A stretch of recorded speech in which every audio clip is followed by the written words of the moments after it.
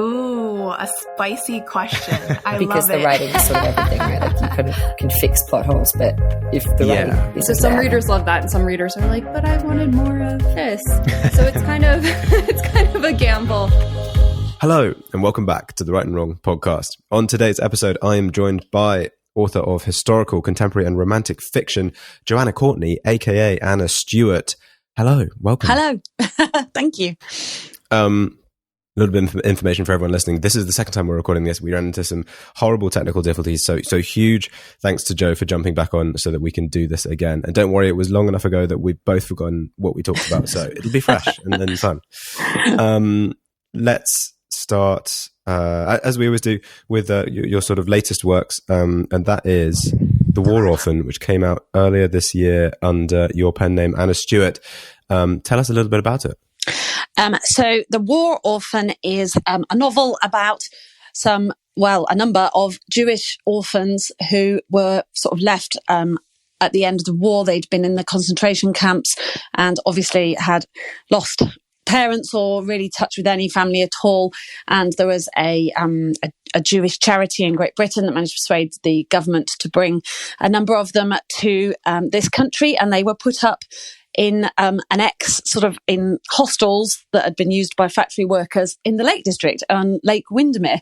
And I picked this up when I was researching my novel, The Midwife of Auschwitz. And I was fascinated by the idea of this huge contrast between the horror, the utter squalor and brutality and terrible suffering in the concentration camps, and then the absolute beauty of Lake Windermere. And they arrived in August, so even the weather was good by all accounts, and the idyll that they were sort of launched into just seemed to me absolutely fascinating. I also had absolutely no idea that had happened, and I always love a little story where it's something that I haven't even picked up any notion of at all, and I just thought it would be a really fascinating area to explore and find out a bit more about, and then I'll ultimately write the novel.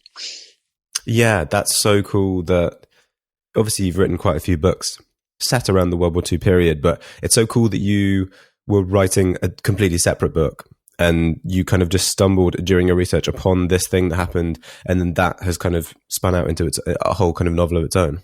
Yes, that's right. And that's what I love about writing historical fiction, really. And I think I briefly went into contemporary fiction and wrote 2 contemporary novels, but I kind of found myself heading back towards historical because for me, I'm fascinated by the past. I love reading it. I love doing the research. And like I say, every time I research one novel, little nuggets, sort of golden nuggets of other stories appear, and I always make, assiduous little notes going, ooh, possible book. Or I send my editor an excited email going, I think I might find another book. And she tells me whether it's viable or not, and then I know to sort of pursue it further. So yes, a number of novels really have been generated while I've been researching one that's gone before, and hopefully that will continue.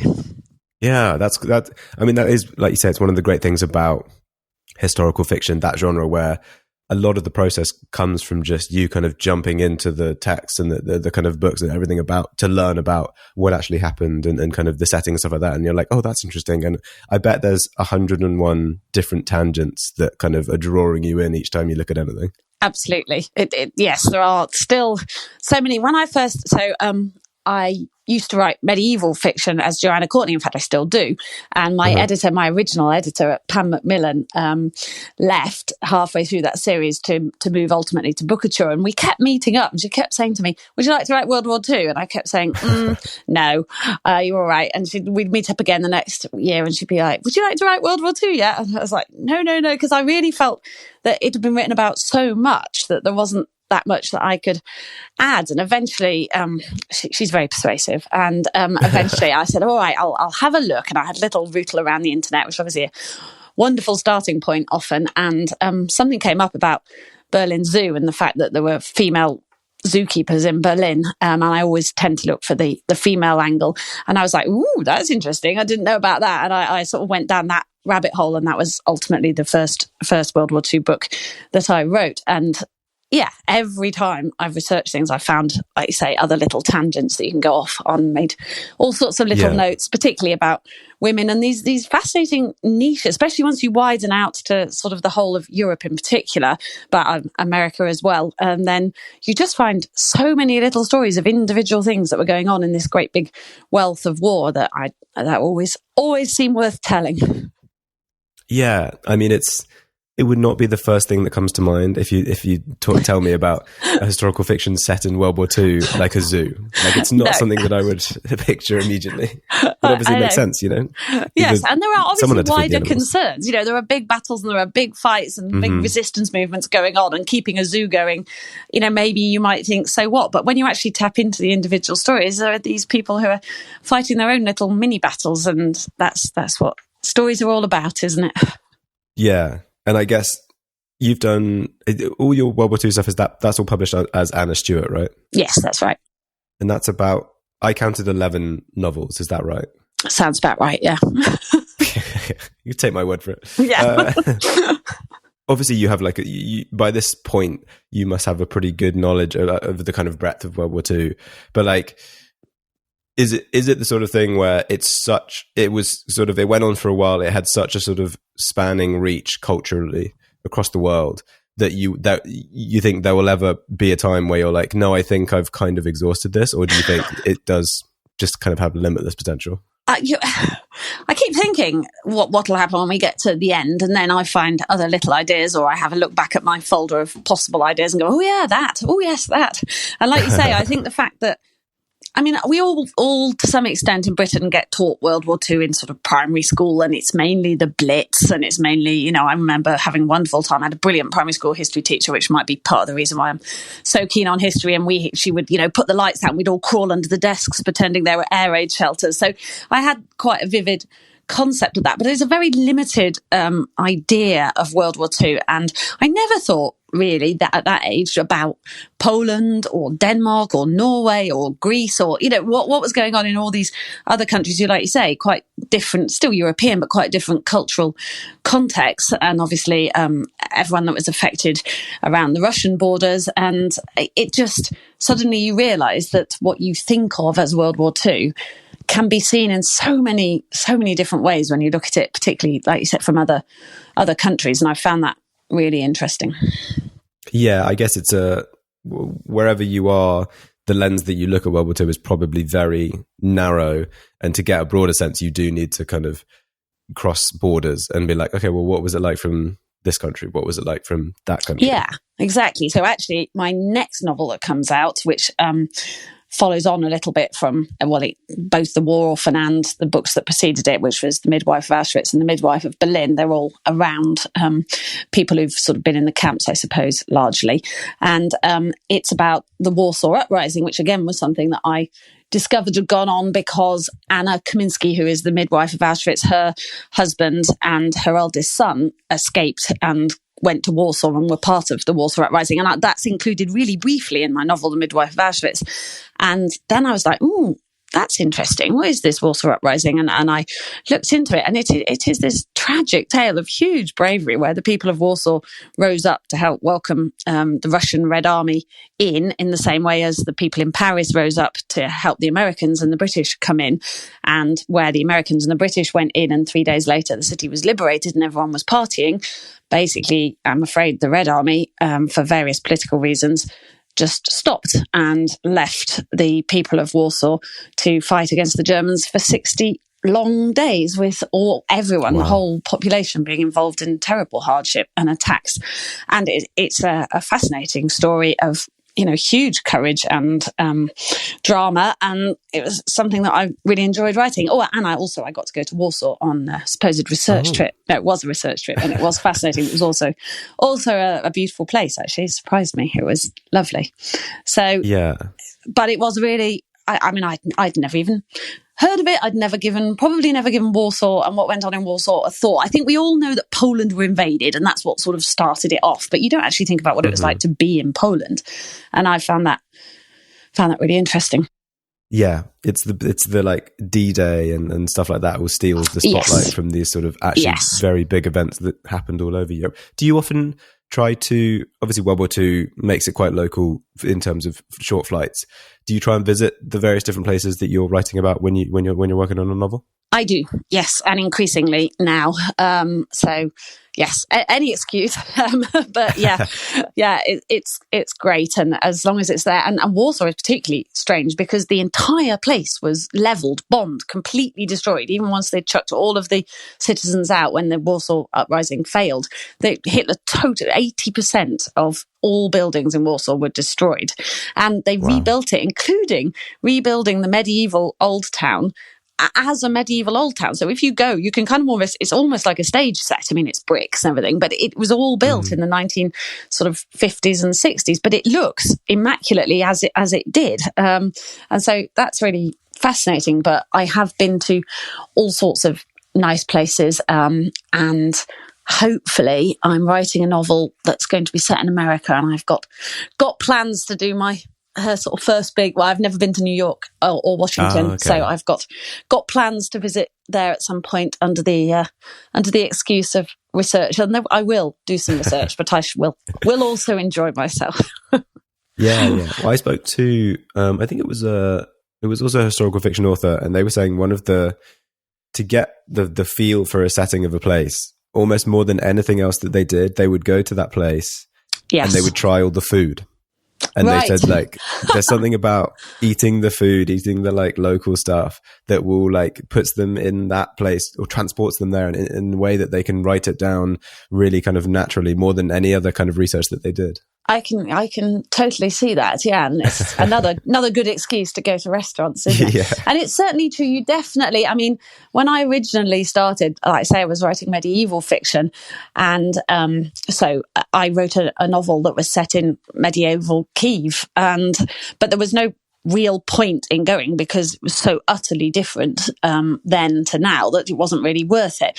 Although I also wrote one around William the Conqueror set in Normandy, and did go to Normandy because the Normans were kind enough to build in stone, and quite a lot of their stuff still exists. So I could actually go and stand there. And it was things like I stood where William the Conqueror waited to go to battle, and looked along, and I hadn't realised before then that they had great big white cliffs, the same as we have in Dover, effectively where it split apart many moons ago. And just those little details where you actually stand and breathe the air of the place that you're writing about, and have a look around and get the idea of the topography, even if sort of the buildings and the cultural stuff has changed.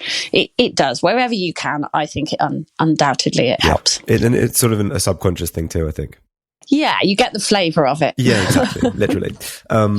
Speaking of you mentioned you do write medieval fiction as Joanna Courtney. We've established this is a lot of World War II stuff as Anna Stuart.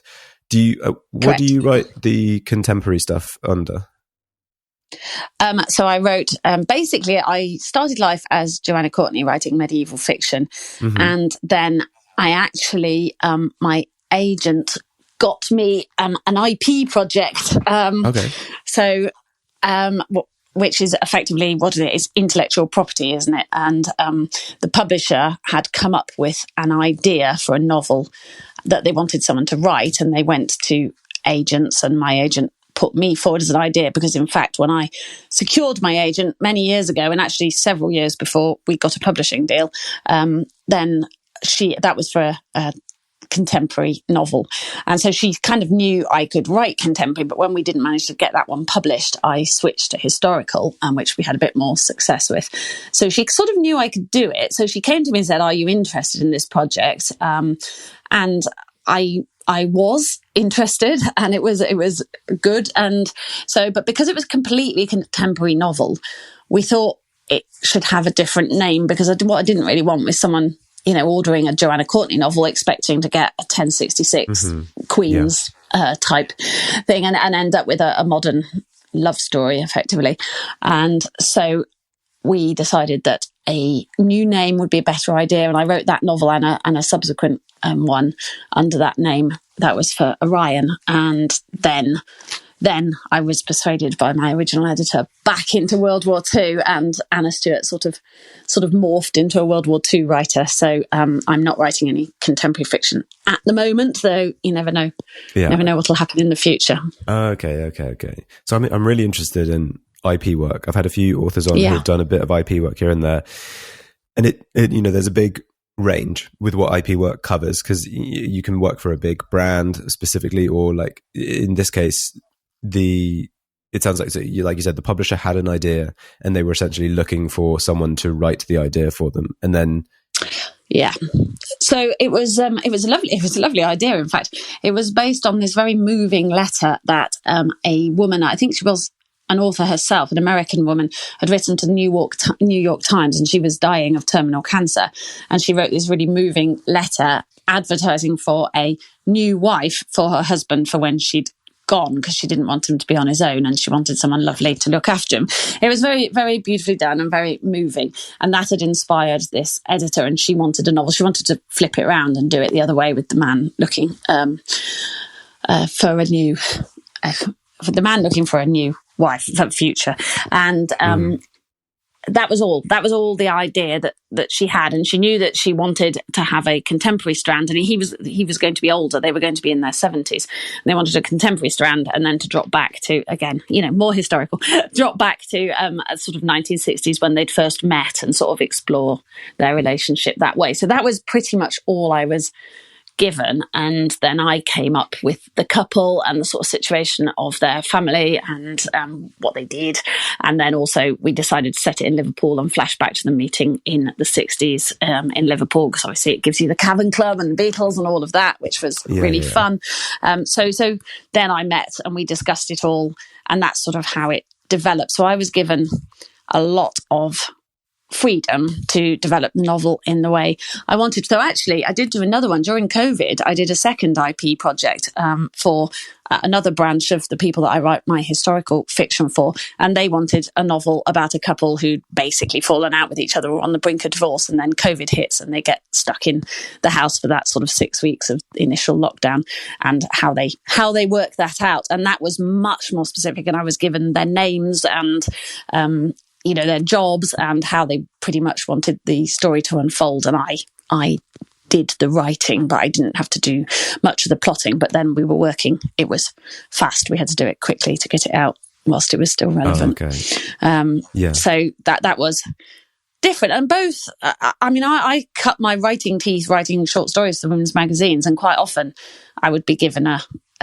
brief, or sometimes you used to give me a photo and say, this is the photo we want, and could you do a story to go with it? So I'm quite used to working to someone else's brief, so it doesn't worry me too much. Okay.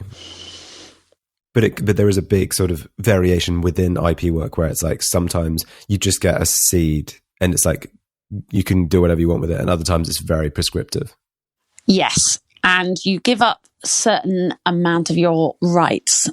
So I think because it's not been your idea, although you must still have the copyright on the writing, that they have the idea, and I think they can sell it on rather than you being allowed to sell it on. So you have more restrictive rights if you do it, but it's a guaranteed publication deal. Yeah. So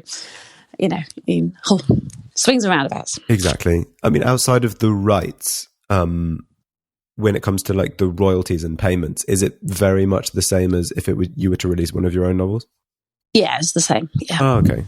Because it's one of those things where I'm not sure if it's like you get less because it wasn't your idea, or if like it's more of like a one-off lump payment. But if it is just certainly, I didn't get less. I still got an advance that on royalties in the same way. I think the only restrictions were in sort of how much you could sell it on, or at least how much of that you got if it's sold on to other countries or whatever.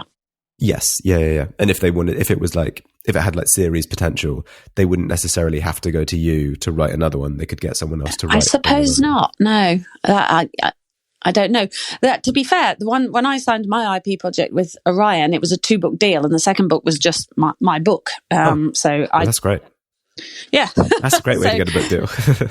Yeah, wasn't it? So I wrote their book, and then I got to write my book, though obviously in collaboration with them. Yeah. But I wasn't restricted to an IP project second time. So I don't know. Like you say, I think there's many ways of doing it. Lucky I've got an agent who's great, and she sort of guided me through some of that.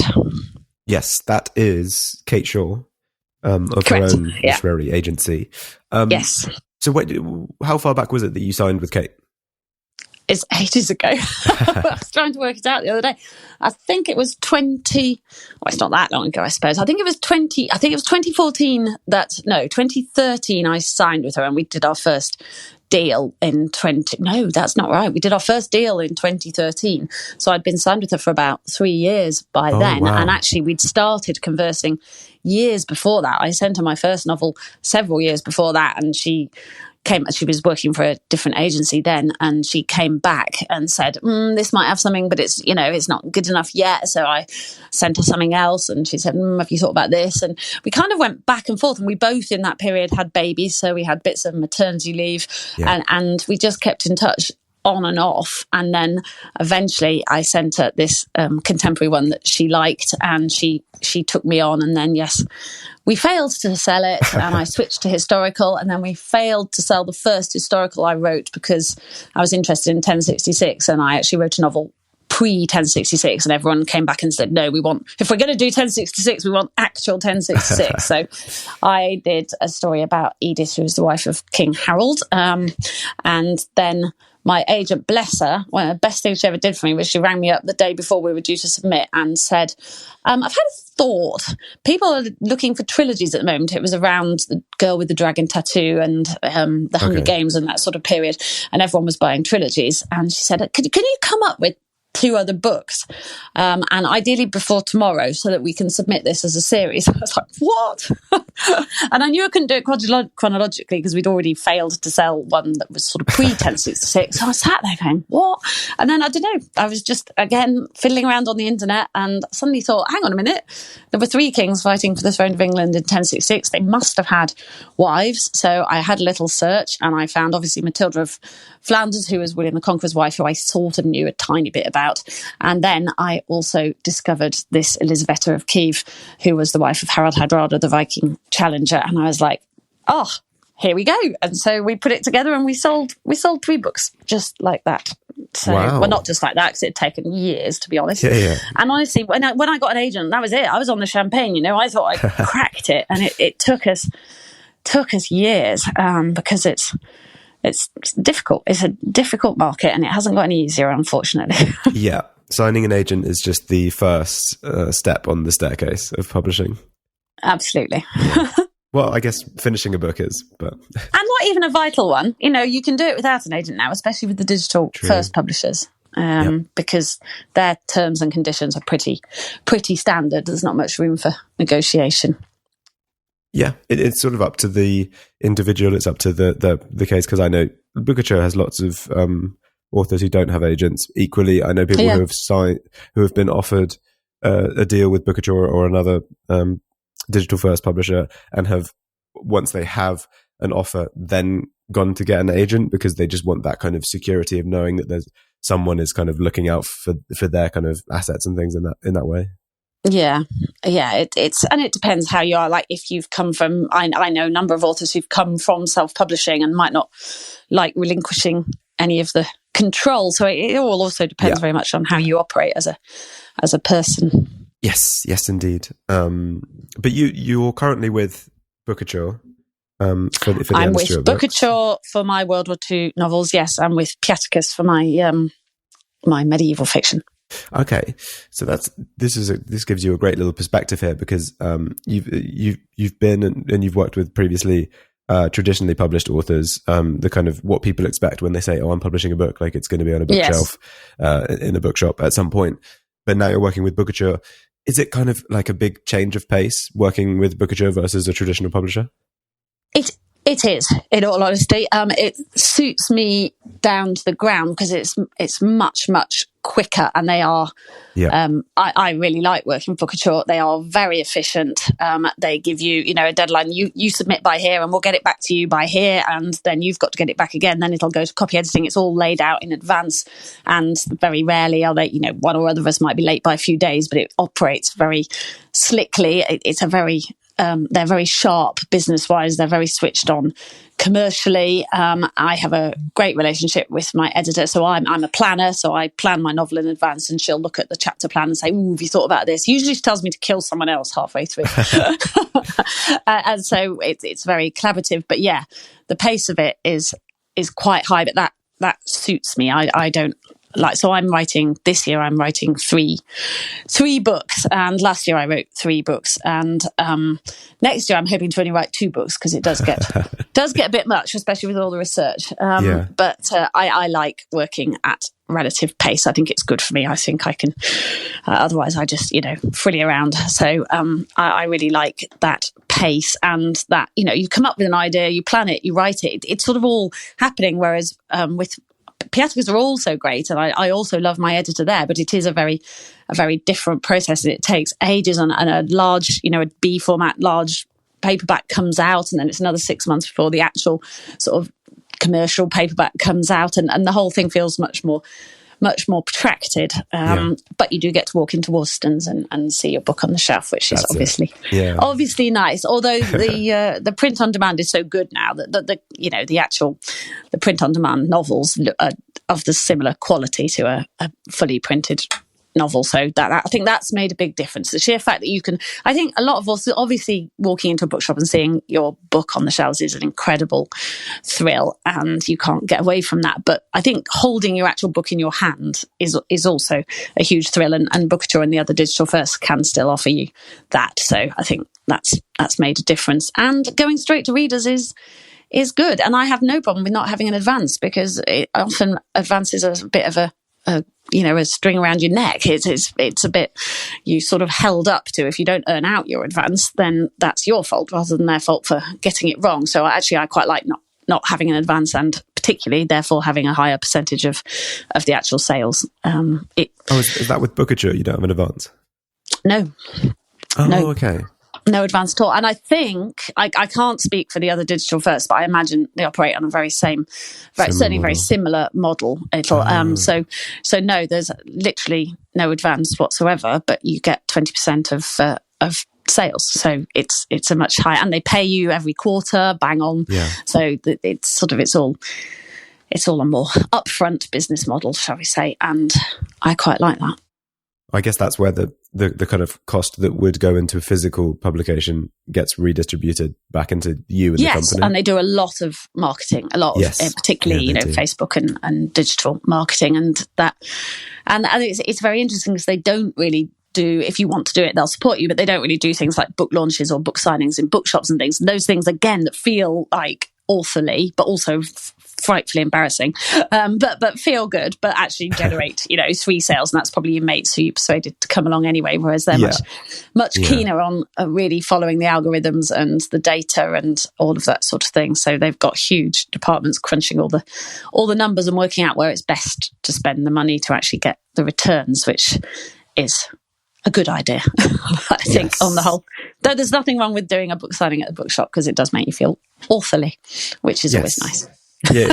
In some ways, it's kind of more for you though than anyone else. It totally is. Yeah. Until you're, rich and famous, and then it's for the readers, but not at my stage. Amazing. And that brings us to the desert island. So, Joe, if you were stranded on a desert island with a single book, which book do you hope that it would be? I had to think hard about this, because obviously it's the thought of only having one book to read would be devastating. And I wondered whether you allow me to cheat with a Kindle, but I assume that's not playing the game properly. So in the end, all the books. That's what you travel with, right? So that's where I'm most likely to end up on a desert island. But anyway, I think in the end I decided I would have to go with Tess of the D'Urbervilles by Thomas Hardy, which is... I actually did read it again recently. I haven't read it for years, and I did pick it up again recently and thought, gosh, this is quite dense compared to, and quite slow paced compared to the sort of novels that we're very much used to these days.